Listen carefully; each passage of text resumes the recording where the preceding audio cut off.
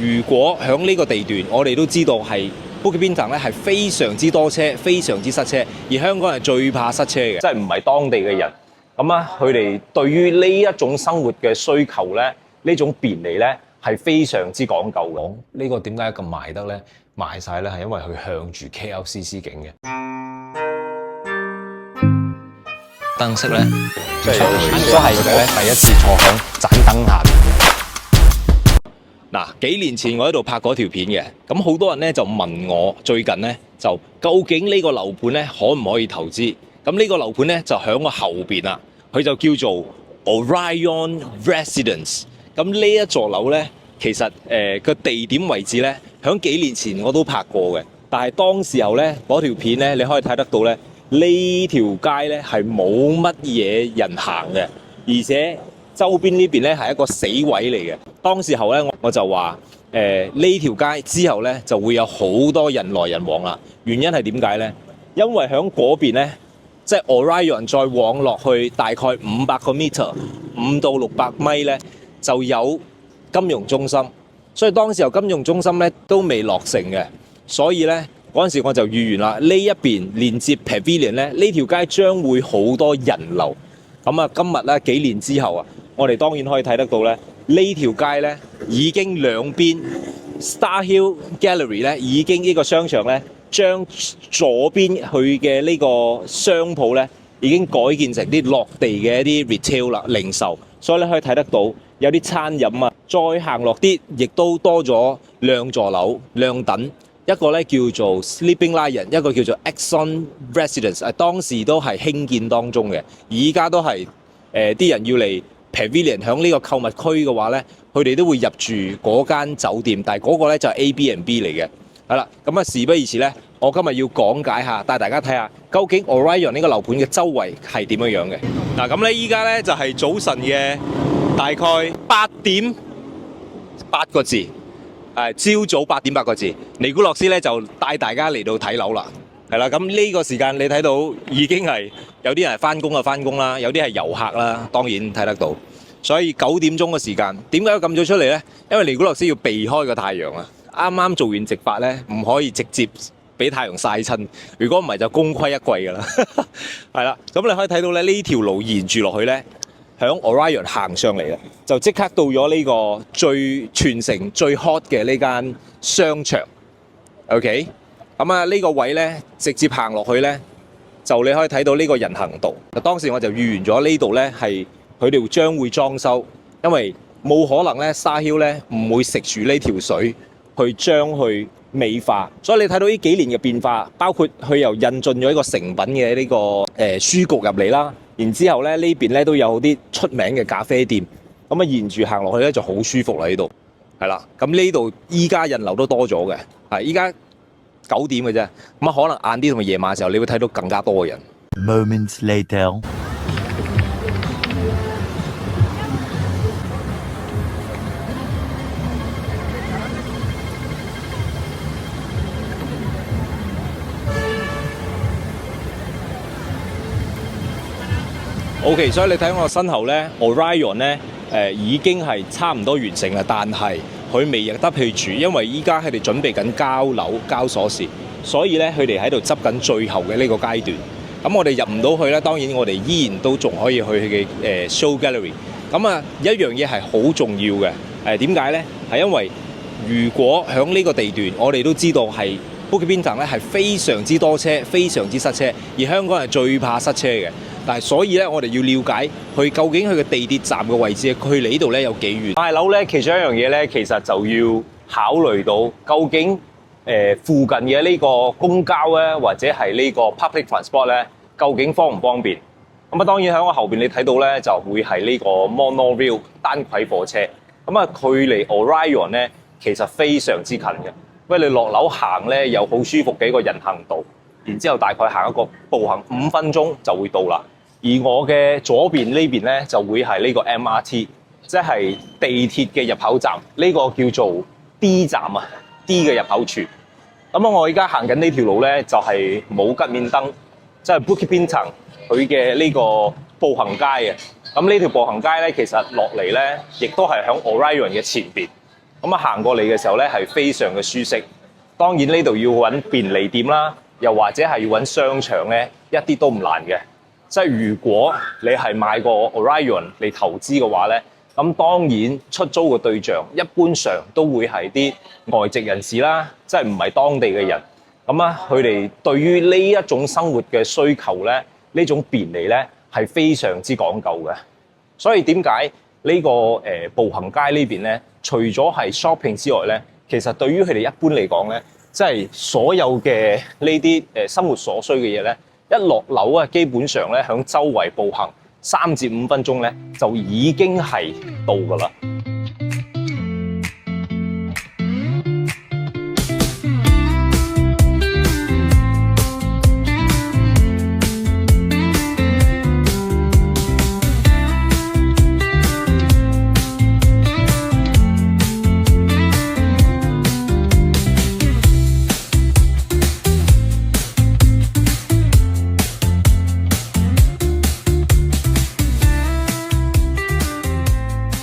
其實咧就唔需要5分鐘嘅路程咧，已經到咗呢個 Orion。從呢個地鐵站嘅入口咧，我已經行到 Orion 嘅。然之後咧，同一時間咧，其實喺呢個交匯處入邊咧，就可以睇得到對面咧就係呢個 Pavilion。Orion 落嚟咧，呢條街咧，除咗有好多食肆咧、便利店，仲有 pharmacies。咁最主要咧，喺呢度後邊可以睇到 Fahrenheit 嘅 shopping mall 咧，呢邊咧其實有條通道咧係可以唔需要經過上邊地面嘅馬路嘅。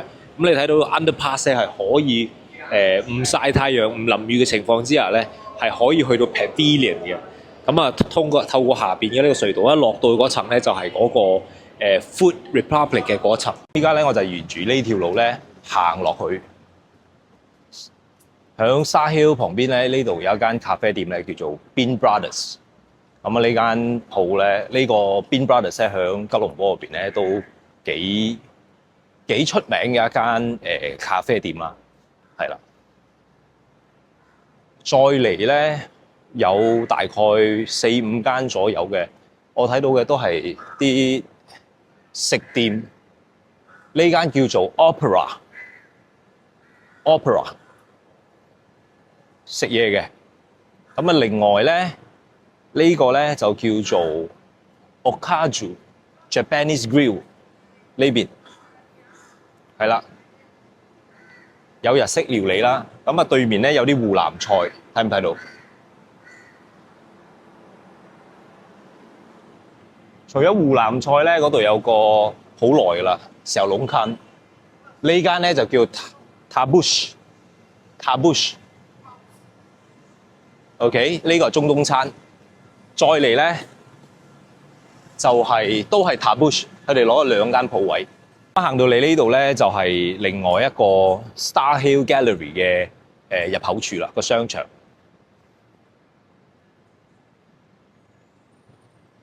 再行落啲咧，就係呢間叫做 Miro， 什麼東西咧我都唔知，睇下先。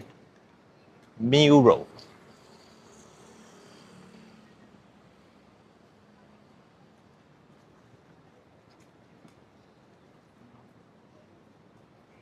好似未營業嘅喎，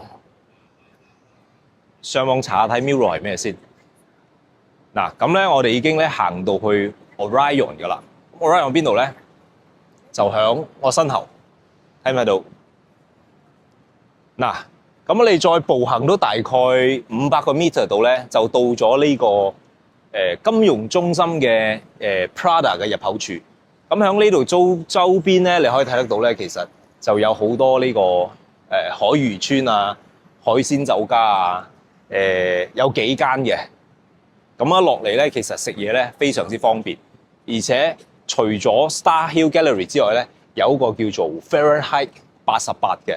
咁呢間裏邊咧都有個茶樓可以飲茶啦，叫做大港嘅。咁佢呢啲點心咧唔錯，非常之正，可以推介俾大家嘅。咁啊，當然再隔離咧就係頭先再隔離咧就係個樂天啦，即係 Lot 10。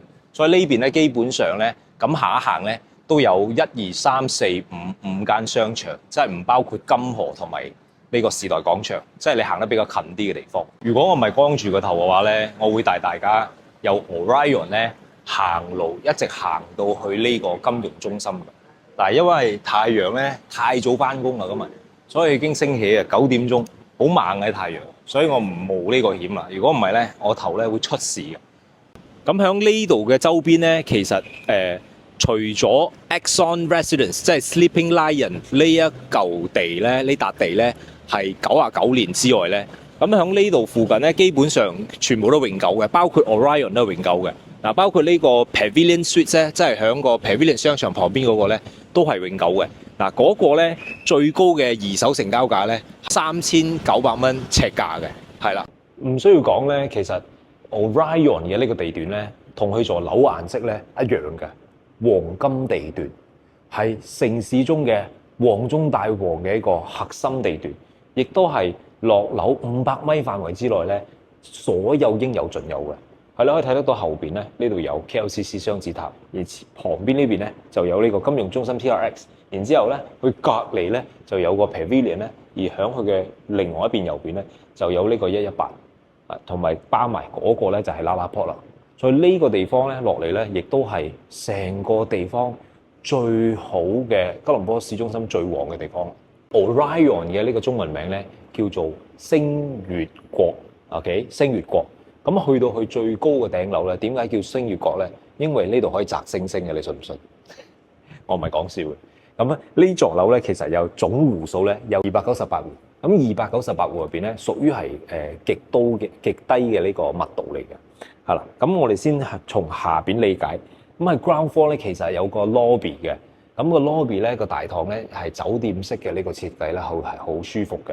然之後咧，再上咧佢有個 APS 嘅自動化泊車系統啦。咁呢度咧就有完全自動化嘅泊車系統啦。你可以睇得到咧，你可以自己選擇去揸車入去，跟住將佢車泊入去咧，佢就會幫你升到去上邊。另外一個方法咧，就係停響前邊咧，係有個 valet 嘅 service， 咁咧佢就可以幫你揸過嚟，然之後部車咧就會自動升上去，大概2至3分鐘咧，部車咧已經泊好，或者係要攞車嘅時候咧，2到3分鐘咧，佢就可以取車落到嚟下低地面噶啦。除咗呢2個 automated parking system 之外咧，其實前邊咧都依然仲有2個啊，因為2個咧點解決到咁多個業主部車咧？嗱，咁喺呢度你可以睇到另外2部嘅呢個APS 嘅 automated parking system 自動化嘅泊車系統啦。咁因為喺馬來西亞咧特別喺市中心裏邊啊，土地咧係好稀缺嘅，所以咧呢度個土地如果要起呢個停車位嘅話，已經係好難㗎。咁啊，所以其實馬來西亞有一個好大嘅優點就係咩咧？就係啲車單位咧係有跟車位嘅。咁當然喺 ground floor 嘅時候，你停車咧，其實佢就會有啲又係 doorman concierge 禮賓服務咧，去幫你處理啲泊車嘅事情嘅，係啦。咁之前呢座樓未起之前咧，個前身係咩咧？嗱，如果你估到嘅話咧，我就請你食飯。嗱，呢個前身咧係一間好貴嘅 club， 而嗰個 club 咧叫做天上人間。所以依家咧有少少背景啦。天上人間咧係喺吉隆坡裏邊咧係好貴嘅個 club。嗱，究竟佢係咪好正經咧？咁呢樣嘢就唔係我去 judge 嘅，因為我冇去過。OK， 我講唔到。但係天上人間依家變咗星月國，可以摘星星。OK， 咁用呢度咧 APS 講翻上嚟咧就係呢個8樓，即係9樓嘅下邊係啦，8樓7樓嘅就係一個好特別嘅嘢喎。因為點解咧？主導啲人咧都係非富則貴噶嘛，可能 maybe OK 呢度咧就有一個瑞士級嘅保險庫，係做咩咧？收藏珠寶、貴金屬、重要嘅物件，係俾啲 owner 咧係可以將啲貴重物品收響呢度啊，係瑞士級嘅 PSSF。咁啊嚟到中間嘅9樓、10樓咧，呢2層咧係一個空中花園，佢裏邊咧有好靚嘅落地玻璃，可以望景嘅呢個lounge 啦，做瑜伽啦、健身室啦，有呢個按摩浴池啦，然之後有泳池等等，燒烤區都喺呢度。然之後你睇到啲柱頭咧，全部咧係有呢、個好似 Avatar 咁樣，即係種晒啲樹，咁啊好似去到羅馬嘅空中花園咁。咁啊再上咧9樓以上10樓、11樓，11樓就係個樓層，即係住即係個 residence 嘅樓層，一直去到42樓，而去到43樓嘅時候咧，43、44、45、46呢幾層就係個空中嘅日式料理啦，然之後有望景台啦，有個月光吧，你過嚟睇下。頭先我哋都講咗有個通天柱嘛，點樣擲星星？我而家話俾你知，由呢個通天柱咧，號稱全玻璃高速直通月光吧嘅通天柱咧，去擲星星嘅。所以上邊咧，如果你有睇過以前我一條片有介紹月榕莊，即係睇夜景嘅地方，好靚。但係嗰個得29樓嘅，呢個有46層咁高。你可以諗下，200個 meter 咁高，響上邊360度望住個夜景，係乜嘢感覺嘅？多幾個月拍俾你知咯，就係可以咁做嘅啫。首先咧，要大家去參觀嘅咧，呢個就係 C4 嘅弧形996尺嘅單位啦。咁呢個係2房嘅2個 bathroom 2個套廁嘅。咁我哋入嚟睇下先。咁當然咧，一入嚟咧，你可以睇到大門喺度。咁啊，主要咧馬來西亞用嘅呢個大門咧係防火牆嚟嘅。咁呢個防火牆防火門，咁啊防火門嘅厚度咧係有55mm 嘅，真係好襟燒嘅。然之後咧，啲房門咧就會係44mm。OK， 咁啊當然佢會提供一個電子鎖啦。咁啊入嚟咧，響呢邊咧就係個廚房，家用嘅一個電器咧，基本上用嘅都係德國牌子，比如呢個 Gaggenau 啊。OK， 然之後咧有個呢個 Miller。亦都係德國牌子啦，咁佢所有嘅一個嘅水龍頭啊，係用德國嘅呢個Kohler 嘅牌子，係啦，所以一般上咧呢啲咁嘅品牌咧，都係極高端嘅一種品牌嚟嘅。咁啊，當然要提一提嘅咧，呢個單位咧係拎包入住嘅，亦即係話包括所有你睇得到嘅嘢咧，係你唔需要再煩去裝修嘅，包括咩咧？佢有啲高智能嘅一個 Yonk， 即係又係德國品牌啦 Yonk 嘅呢個電子控制系統啊。咁啊控制咩？包括呢啲 Roman blinds 啊，係啦，配置埋所有嘅呢個窗簾俾你。你可以睇得到個空間呢個900幾尺，即係接近1000尺嘅單位咧，係非常闊嘅，係一個好大嘅廚房啦，有個中島啦，然之後有個好大嘅呢個可以擺到6人座嘅一個飯廳。間隔啊係非常嘅呢個方正嘅。咁我哋睇下裏邊間房。咁喺地下你睇到咧，其實係非常嘅企理。除咗間隔市井之外咧，非常嘅企理。因為點解咧？佢係用16到18mm嘅呢個天然嘅大理石，即係 marble。然之後咧，佢連啲廁所啊個套廁嘅呢個牆磚咧都係用天然大理石。咁入嚟咧，你可以睇得到，佢有衣櫃啦，已經內置咗裏邊嘅。呢間房都係方方正正嘅。然之後響床嘅落床位嘅左右兩邊，咁右邊呢邊咧就係望景啦，左邊咧就係去呢個套廁啦。有睇到咧，其實呢間套廁咧係 connect with 你間中房嘅，而呢度咧有道門可以俾你嘅客人咧可以入嚟，而即係你有個 guest 上嚟嘅時候咧，佢可以用呢道門啦。然之後同一時間咧，如果冇嘅話，你可以將佢閂翻埋去。而呢個咧就係連接你自己本身嘅中房噶啦。我最中意咧就係佢嘅呢個主人房。你睇佢嘅間隔咧非常之市正，除咗闊咧仲好深。咁佢每個位咧都分得好清楚，再加上個衣帽間喺正嘅廁所個轉彎位度，而且你去廁所裏邊咧，都仲可以望到好靚嘅夜景。接落嚟咧，要睇嘅呢個戶型咧係 D2嘅戶型，係2房2廁，再加個 studio， 有個套廁，咁總共咧就3房3廁嘅。聽講呢個單位咧都已經賣晒嘅。咁你呢個玄關位咧係有分咗2道門，因為佢係雙鎖匙。咁我哋先睇下呢條走廊入去。首先入嚟咧，呢度會有自己嘅一道門。咁呢個單位咧 studio unit 咧，佢係冇廚房，但係有個 pantry 俾你。咁呢個 pantry 咧，其實可以擺翻自己嘅呢個一啲微波爐啊，然之後下邊咧有個fridge bar 俾你，係啦，即係下邊咧有一個雪櫃。咁咁入到嚟入邊咧，你睇到佢係好大、好寬闊嘅呢個studio unit，然之後可以擺個好大嘅電視，好長個櫃。咁其實咧，如果呢間要將佢變成一間獨立嘅主人房都冇問題。但係如果你係打算只係租兩間，即係自己住兩間房嘅話，咁呢間咧就可以將佢租出去咧，變成一間 studio unit 啦。咁如果唔係嘅話咧，就可以變成一個好大好大嘅套房呢嘅落地玻璃，然之後可以望住好靚嘅景。嗱，同一時間咧，我哋睇一睇呢邊，除咗兩邊落床同前邊好闊咧，你呢條走廊入嚟咧，佢有一個隱藏式嘅呢個衣櫃。衣櫃之後入到嚟呢度咧，就係佢嘅套廁啦。咁佢有自己嘅一個酒店式嘅設計，再加呢個 bathtub 用光，佢都係用呢個 Kohler brand 嘅，係 Kohler 就係德國嘅品牌啦。咁啊，依家我哋咧就會去再睇下另外兩間房同兩個套廁嘅另外一邊嘅單位啦。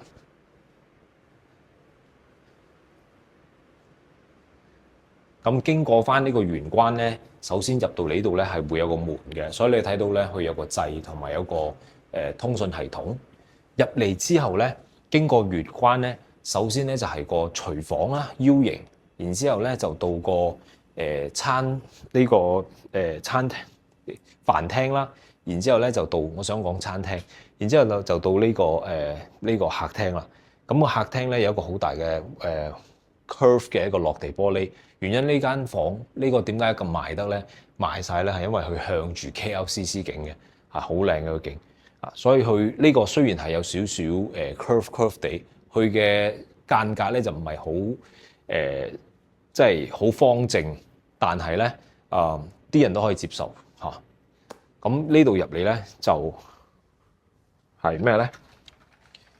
一個開關嘅隱蔽式嘅一個洗衣機係啦。同埋呢個乾衣機，之後入嚟呢度咧就會有兩間房啦。咁呢間房就一間係中房啦，一間係最細嘅細房啦。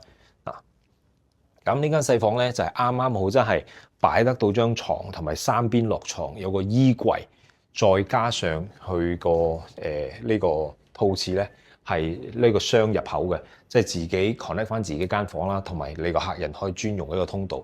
咁入嚟呢邊咧就係間中房啦。咁中房咧望得到咧，去嗰邊係冇落床位嘅，佢個落床位大嘅咧係專注向呢一邊，係啦。咁呢個可能係冇辦法咧，跟住個戶型嘅起啦。呢度係少少唔好嘅地方啦。咁依然佢有兩邊落床，佢就唔係三邊落床。然之後咧，佢有自己嘅呢個套廁。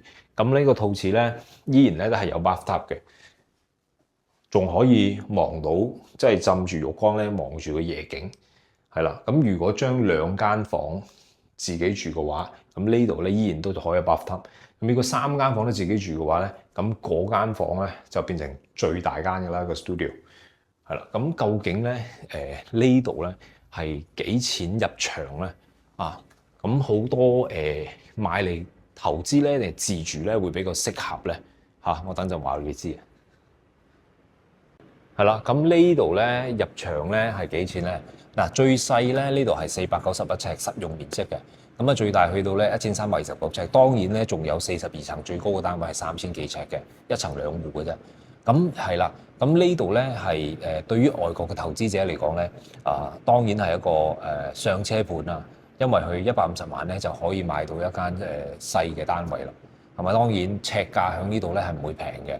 就好似頭先我講過啦，喺附近咧已經去到3000幾蚊一尺，咁係啦。咁如果喺吉隆坡裏頭嘅話，你講喺嗰啲城市比較核心嘅旺區裏邊咧，依家嘅尺價咧大部分都要去到呢個價位㗎啦，係啦。咁買少見少啦，個地咧就越嚟越少啦，即係要起嘅地方咧都越嚟越密集啦。